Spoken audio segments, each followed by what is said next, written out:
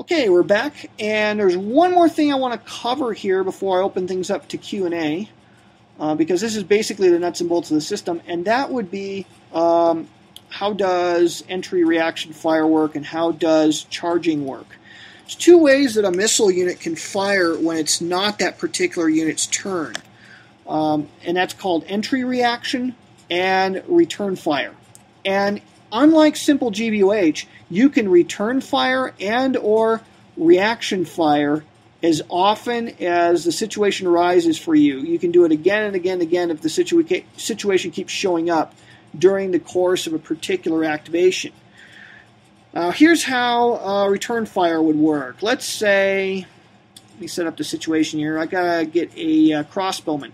Crossbowmen will return fire if fired at through their frontal hexes. So let's go ahead and take this Turkoman dude. Let's say I go ahead and run him up into the frontal hex of the crossbowman and I take a shot at him. Let's say I take the shot at him and I roll a 0, which is going to be a miss. It would be modified to +1 because of adjacency, but that's not enough to hurt him. Now the crossbowman can fire back. He throws a 3, which with a crossbowman at a range of 1 becomes a +2. Crossbowmen have a range of 2, but at 2 hexes, the modifiers work out to be a -2, so it's not very good at long range. But close range, they're lethal. So that becomes a 5, which would actually then disorder the Turkoman cavalry. So that is how return fire works. Now here's how reaction fire works, and that is when I take a unit like this, and I move into the frontal hex of a unit that's equipped with missiles. That unit can commit entry reaction fire. However, crossbowmen don't get that, only archers. So crossbowmen, the only out-of-turn reactive missile fire they can do is return fire. They can only shoot back when they're fired at, and it is sequential. So for reaction fire, we'll set up a situation here. Let's say this cavalry here moves, or these knights move into the frontal hex of a Turkoman.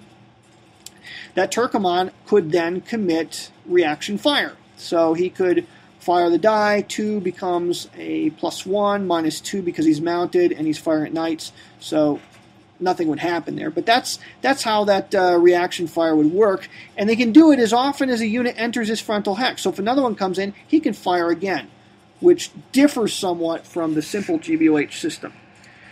So if you play simple GBOH, there are some similarities between these two systems, but there are some important differences, and that is one of the bigger ones. All right, so I've covered the return reaction fire, all that stuff. Well, let's cover charges. This is where the game gets really interesting. In order to charge a knight or heavy cavalry, these are the only two units that can charge in the game, knights or heavy cavalry, you have to be at least either 2 or 3 hexes away from your target. All right. The exception being a countercharge, which we demonstrated earlier, in which case the target of the countercharge would be adjacent.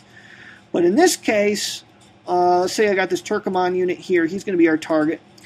What I could do is I could actually mark this cavalry unit as he's going to charge. Let's go ahead and put this guy adjacent here just for grins. And both of these guys here are going to charge. There we go.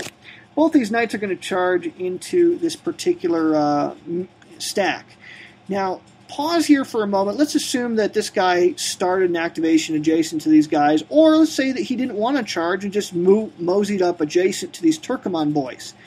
During shock attack phase, he would be compelled to shock attack both of the defending units that are in his frontal hexes. Okay? During shock part of an activation, if a unit is shock combat capable, in other words, if he's capable of attacking in shock combat, he must attack everybody in his frontal hexes.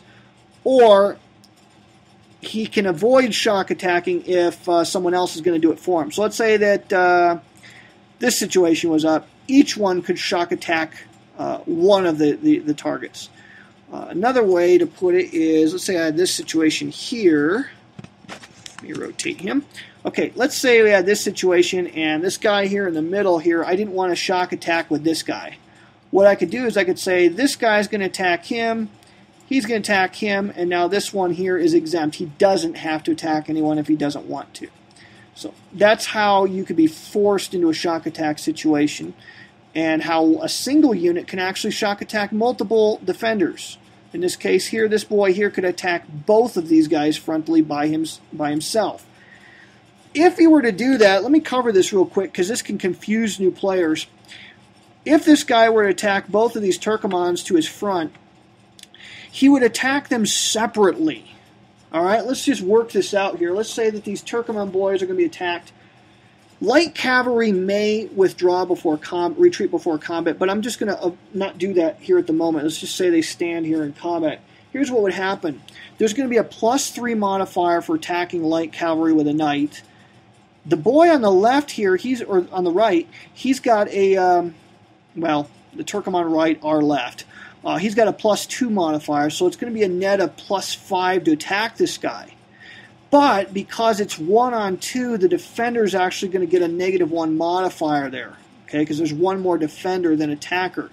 So I'm actually going to be +3, +2, which becomes a 5, -1, so it's down to +4. I throw a die. I throw a 0, which with a +4 becomes a 4, and in the case of normal shock combat, that's no result. So my combat against him is done. Now I roll a separate die for this guy. Now this guy is a +3, +1, -1, so it's a net of +3 on him. And I roll a 3, which becomes a 6, in which case the defender is now disordered. So I mark him as such, and that's how that shock combat would work out. That's probably the most confusing part of the game, is you roll once for each defender that's involved in the shock combat situation. Now let's cover charge. This is where the game gets fun for these knights. Let's say these guys here are going to charge. Here's what happens. Let me walk you through this. I'm going to have my rule book here because this is something they really cleaned up from Men of Iron. There is actually a whole process that's outlined, and I wish it was in the play aids, but it's actually in the rule book in section 12.3 of page 9. There's an order of shock resolution. The first thing you do after you've finished all your movement during your activation is the active player designates which of his units are attacking which defending units, including charges. So you'd have to commit to all of this stuff up front. So let's say I'm charging with these knights here. I've marked them. Then, one at a time, the active player moves each charging unit adjacent to its target. Any reaction fire caused by this move is resolved. Alright, so let's move this guy. 1, 2. Alright, as soon as he does that, guess what? This light cavalry gets to do reaction fire. So he throws a die and he rolls a 2, which is not going to do anything. Now, there's two things I could do with this guy. One is smart, one is stupid. When I'm charging, charging is not movement, okay? So even if you're out of command, you can still do this. Okay, this is not movement, it's a function of combat. When I commit the charge movement and enter a hex, I cannot enter the same hex that one of my other charging guys entered. So he could not enter this hex here. He would have to go 1, 2 like this, or he would have to go 1, 2 like so. He can change his facing once in the one hex spine in the course of this particular movement. Alright, there's a smart way to do this and there's a dumb way. The dumb way would actually be to move here, because if he does this, then both of these Turkoman guys can reaction fire against him. And you really don't want to do that. So I would put him there. So the Turkoman dude fires once. A 4 modifies down to a 3 with all the modifiers, so nothing happens there. But let's pretend for a second he rolled, like, say, an 8. An 8 becomes a 7, which would actually disorder this guy. Okay, ordinarily, if you're disordered, you cannot shock combat. However, you can shock combat if you were in a charge situation and you become disordered. You still must commit shock combat, but now you are not going to roll on the charge table. You're going to roll on the shock table, and there's going to be a minus modifier because you're disordered. So that is all done. All the reaction fire is done. Now, these Turkoman boys can retreat before combat. which is really dirty. So here's how this would work. The retreat before shock combat charge. What'll happen is these guys are going to be able to retreat, and you roll a die and add the shock defense die roll modifier. Now this is different from retreating before a counter charge. This is retreat before shock or charge. So this guy here, he rolls a die, he adds his 1. If it's less than or equal to 5, he retreats 1 hex and there's no negative effect. That combat is now over, and so this guy loses his shock marker and must advance, and he's done.